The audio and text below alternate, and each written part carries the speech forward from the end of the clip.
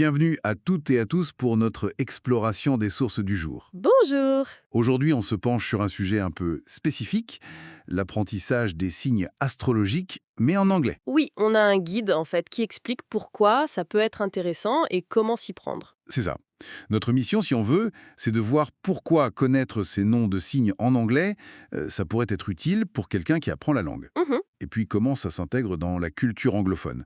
On va essayer de décortiquer un peu tout ça. exactement. D'après les documents, c'est pas juste une question de vocabulaire en plus. Ah non. Non, ça touche aussi à la compréhension culturelle et même à la facilité de comment dire de communiquer au quotidien. D'accord. Alors commençons par ça justement. Pourquoi s'intéresser à ce sujet? Ben, Les sources disent quoi exactement? Qu'est-ce que ça apporte concrètement? alors, les textes insistent sur le fait que oui, ça enrichit le vocabulaire, c'est sûr, Bon, ça c'est logique. mais le point important, c'est surtout que ça aiderait à comprendre des références culturelles assez courantes. Ah oui. Genre dans quelle situation? Dans des conversations informelles, entre amis, mais apparemment ça peut même surgir dans des contextes un peu plus pro. C'est ce qui est noté. Intéressant. Et cette influence culturelle, elle est si forte que ça? C'est ce que les documents suggèrent, oui. Ces signes, on les retrouverait un peu partout, dans les médias, pour décrire des personnalités, Ah oui, pour caricaturer un peu parfois. peut-être, ou simplement pour donner une image rapide. Et les textes vont jusqu'à dire que c'est un moyen facile d'engager la conversation. Un icebreaker, comme on dit en anglais. Exactement, surtout quand on voyage apparemment. C'est présenté un peu comme un langage social partagé, quoi. D'accord, un langage social. Alors, c'est quoi ces fameux signes en anglais? On va pas tous les lister, ce serait long. Mais quelques exemples tirés des sources. Oui. Alors, par exemple, Bélier, ça devient Aries. Aries, ok. Taureau, c'est Taurus. Gémeaux, c'est Gemini. Cancer reste Cancer, c'est facile. Ah, pratique. Lion, c'est Leo. Vierge, c'est Virgo. Balance, c'est Libra. Scorpion, Scorpio. Libra et Scorpio, ok. Sagittaire, Sagittarius. Capricorne, Capricorn. Verseau, Aquarius. Et Poisson, Pisces. La liste complète est bien sûr dans les documents. P6, d'accord. Et les descriptions qui vont avec? Les sources en parlent aussi. Tout à fait. Elle donne des exemples de traits souvent associés. Par exemple, Aries, le bélier, serait lié au leadership, à l'énergie. Mhm. Libra, la balance, à la recherche d'harmonie, d'équilibre. Logique. Et Scorpio, le scorpion, à l'intensité, la détermination. Ce sont juste quelques exemples tirés des textes. Oui, oui, bien sûr.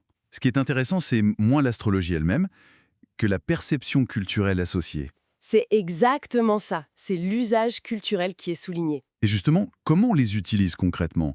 Les documents donnent des pistes. Oui, il y a des exemples assez directs, comme dire As a Leo, I tend to take charge. D'accord. En tant que lion, j'ai tendance à prendre les choses en main. Pour parler de soi, donc. Voilà. Ou simplement demander What is your zodiac sign? La question de base. Simple et efficace pour lancer une discussion peut-être. C'est l'idée, oui. Intégrer ça naturellement dans la conversation. Utiliser ces termes pour se décrire ou pour parler des autres de manière assez fluide. En faisant le lien entre le signe et certains traits de caractère mentionnés. C'est ça. L'exemple donné est His cancer personality makes him incredibly empathetic. Sa personnalité cancer le rend incroyablement empathique. Voilà.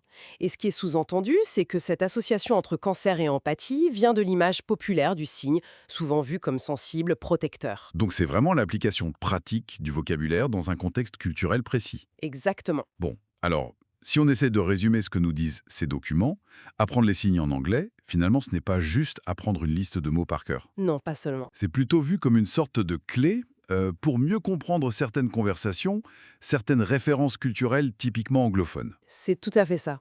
Ça peut rendre les interactions un peu plus profondes ou du moins plus faciles. D'accord. Et pour terminer, pour laisser un peu matière à réflexion, il y a autre chose dans les sources. Oui, vers la fin, il y a une section un peu FAQ qui aborde des perceptions assez courantes. Ah, comme quoi, par exemple? Par exemple, que Aquarius, le Verseau, serait le signe le plus rare, ou que Scorpio, le Scorpion, aurait la réputation d'être le plus intense, voire le plus difficile à vivre. Ah oui, les fameux stéréotypes là. Voilà. Et à l'inverse, Pisces, les Poissons, et Libra, la Balance, seraient perçus comme les plus gentils, les plus doux. Intéressant. Et ça soulève une question qui n'est pas directement posée, mais qui est là, en filigrane. Comment ces associations, ces stéréotypes se forment-ils? Et surtout, pourquoi est-ce qu'ils persistent si fortement dans l'imaginaire collectif? C'est une excellente question pour conclure. Merci beaucoup. Merci à vous.